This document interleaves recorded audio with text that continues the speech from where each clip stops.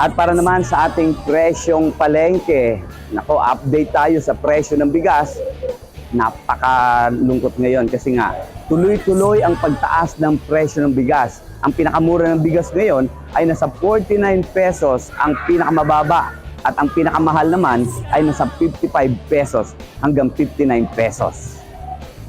Sa presyo naman ng gulay, eto, ang presyo ng repolyo nasa 150 pesos na bawat kilo. Ang kanila namang carrots ay nasa 200 peso bawat kilo. At ang sayote ay nasa 100 peso. Ang laki ng itinaas, halos mahigit sa 100%. At ito, ang pinakamaanghang na presyo sa ngayon, itong siling pula. Nasa 600 pesos na ang isang kilo ngayon. At ang pinakamura ngayon, nasa 10 piso. Kaya pag yung isang supot na ito, pag titignan mo, halos lumalabas piso bawat isang piraso ng siling maanghang. At ito, medyo mas mataas din ang presyo ng kamatis. Nasa 160 ang isang kilo. Dating 60 pesos lamang ito. At ito naman, bumabawi. Kabaliktar na ito. Pagka mahal ang kamatis, mura naman ang kalamansi. Ang kalamansi ngayon ay nasa 30 pesos bawat kilo. Sa presyo naman ng manok, ang manok ay nasa 180 bawat kilo. Ito yung masarap na, ano tawag dito, nanay? Ha? Guya. Yun. Guya ng manok. So magkano po isang ganito, nanay? 130. 130. Masarap ito, pangsigang. Ayun, pangsigang at tino. Ayun, arroz caldo at adobo.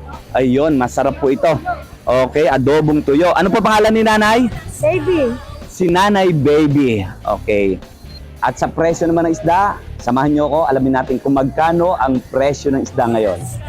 Ate, good morning po. Morning. So, kumusta po ang presyo ng mga isda natin ngayon? Tumaas ba? Bumaba? Tumataas, pataas ng pataas. Parang spaghetti. Bakit po tumataas yung presyo? Eh, hindi ko nga alam, para sumusunod sa presyo ng gasolina eh. Ayun. Hindi natataas din yung mga, bilihin. Ayun, dahil nga mataas ang presyo ng gasolina, mataas din ang presyo ng bigas, mataas din ang presyo ng gulay, at syempre, mataas din ang presyo ng isda. Ate, magkano ang presyo nitong napakalaking bangus? Magkano pong bangus po na ito? 240 ngayon, 240. 240 dating. 200 lang. Dating 200, 240 na po ang bangus ngayon. Mga ilang kilo po kaya ito, ate? 1 kilo yan. 1 kilo. So, halos 240 pang-ihaw. At dito sa itong tinatawag na dalagang bukid, magkano dito sa dalagang bukid, ate? 300 yung lapad. 300 ang lapad. Eh, ito sa... 280 yung rosas. Ito yung rosas, 280. At ito naman, 260. Ano Bilog, dalagang bilog. ayun. So, alam nyo na, may iba't ibang dalaga dito sa isda. Puro dalaga, ha? Kayo po ba, ate, ay dalaga pa? Byuda. Ayun. Boyfriend ngayon. Ayun. Dalaga na. So, ibig sabihin, yung dalagang bukid, mayroong dalagang lapad, may dalagang Rosas. rosas. Yun, rosas. At ito, dalagang Bilog. bilog. At syempre, ay ito, masarap ito. Ang pambansang isdang galunggong na ngayon, magkano? 220 pinakamababa. 220 pinakamababa sa galunggong. At etong, ano po tawag dito? Yellowfin. Magkano po sa yellowfin? 280. 280 rin ang presyo ng yellowfin. At how about dito sa pusit? Pusit. Ayan, 420. Tumaas din. 420 ang pusit. Ang pangalan po ni ate? Digna. Digna. Narag. Ayun, si Ma'am Digna Narag. So, kung gusto niyo po yung sariwang isda, dito po tayo kay ate Digna Narag.